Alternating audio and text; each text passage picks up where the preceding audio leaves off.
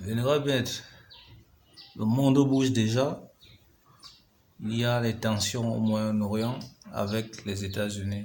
C'est pas déjà la troisième guerre mondiale? Mhm. Je vous ai toujours dit que c'est des prémices de guerre. Donc, c'est des annonces de guerre. Hein? Ce sont les prémices de guerre, les annonces de guerre. Vous savez, les États-Unis ont beaucoup trop malmené le monde. Sur les dernières décennies, par rapport à leurs intérêts, qu'ils recherchent dans des pays en voie de production souterraine. En voie de production souterraine, donc en voie de production des mines et des sous-sols, parce qu'ils contrôlent les sous-sols. Et avec beaucoup de, comment je peux appeler ça? En tout cas, au contrôle de leurs intérêts. Bon, maintenant, la situation là où nous sommes à la situation de la fin. La fin d'un règne auquel les États-Unis, le cosmos, je dois leur dire, il faut qu'ils suivent cette vidéo. Le cosmos est en train de les piéger par des petits pays tels que l'Iran. Comme il a été dit que dans les allégories que David a vaincu Goliath par un caillou, ce sont les allégories, mais ce sont les événements de la fin. Quand la fin d'un éléphant arrive, c'est la fourmi qui fera tomber l'éléphant.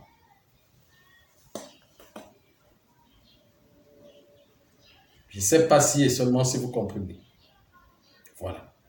Bon, maintenant, est-ce que l'Iran en elle-même peut agir d'elle-même dans une guerre avec les États-Unis? Non.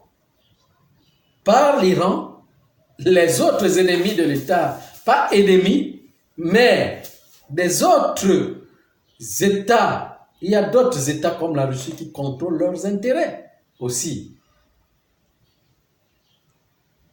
qui ont leurs accords avec des pays tels que l'Iran, la Chine. Vous voyez qu'ils contrôlent des informations. Donc, de façon que, vous voyez, vous-même vous voyez déjà, hein? Est-ce qu'auparavant, quand les États-Unis, à l'époque, se levaient pour aller frapper l'Irak ou l'Afghanistan, est-ce que les paroles, les discours que les chefs d'État parlent aujourd'hui, est-ce que c'est ces discours qui étaient parlés avant? Hein? La France a parlé, l'Allemagne a parlé. Qu'est-ce qu'ils ont utilisé dans leur discours? Ils ont parlé que si et seulement s'il y a un vote en guerre, il peut y avoir un désastre mondial. Ils savent que nous sommes à la fin. Et les États-Unis sont piégés par le cosmos lui-même, actuellement. Pourquoi? Donc, je vous ai dit l'autre jour dans une vidéo que les États-Unis ne veulent pas de la troisième guerre mondiale. C'est la guerre du nucléaire. Ils connaissent des conséquences de cette guerre. Ils ne veulent pas de la troisième guerre mondiale. Donc, la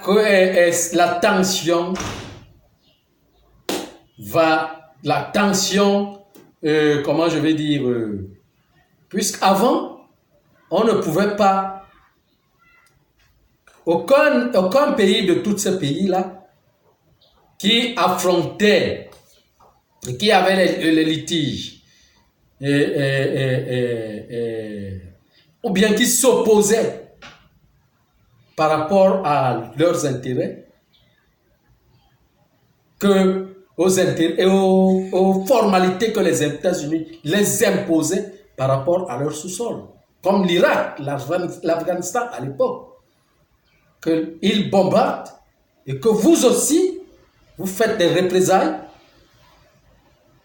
Mais les navires, les chars et les avions de guerre devraient déjà commencer à entrer dans les avions de guerre devraient déjà commencer à entrer dans les navires pour aller en haute mer, comme ça s'est fait auparavant.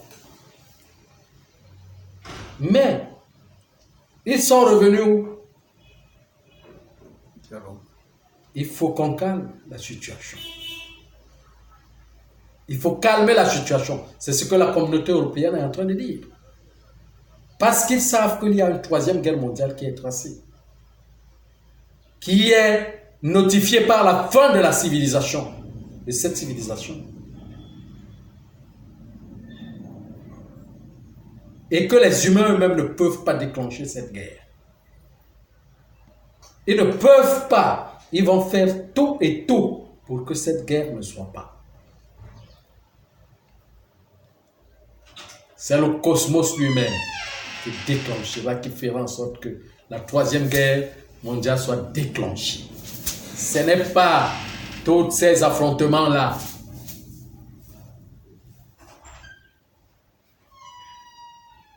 Ce n'est pas tous ces bruits-là qui feront que la troisième guerre mondiale soit déclenchée. L'optique de la troisième guerre mondiale, je vous le dis toujours, je vous le dis toujours, son signe viendra du centre du monde, du cœur de la planète. Et recherchez le centre, le cœur de cette planète, vous allez trouver. Je suis en train de vous dire comment ça va se passer. C'est par là où ça va se déclencher. À ce moment, rien ne l'arrêtera. Vous ne savez pas comment ça va se passer. Je suis en train de venir tout doucement, je vais vous le dire. Je ne vais pas vous donner toutes les précisions, mais je vais vous dire un peu comment ça va se passer.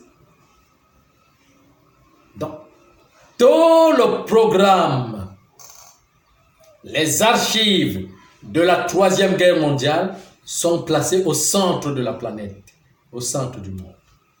Et c'est le centre du monde qui maintient encore.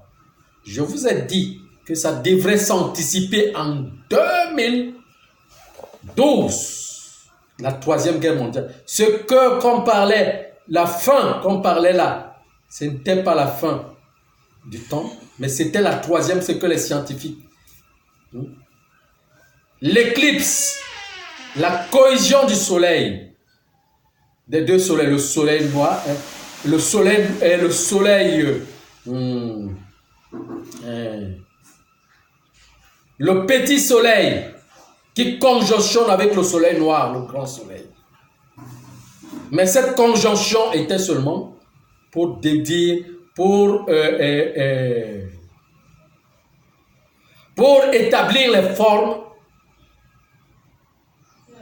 de la fin. Sur le plan cosmique. Et que sur le plan métaphysique, il fallait encore des conventions. Il fallait encore 7 ans. Et si une troisième guerre mondiale se passait en cette époque, il devrait avoir anticipation et que le cosmos lui-même allait rater sur son temps.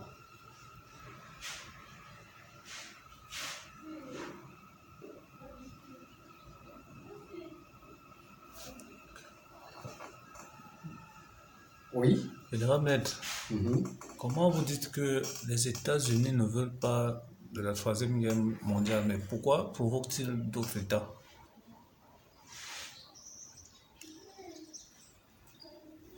Bon, ça c'est des pressions. Le monde est géré par la mafia des États et autres, sur le contrôle des intérêts.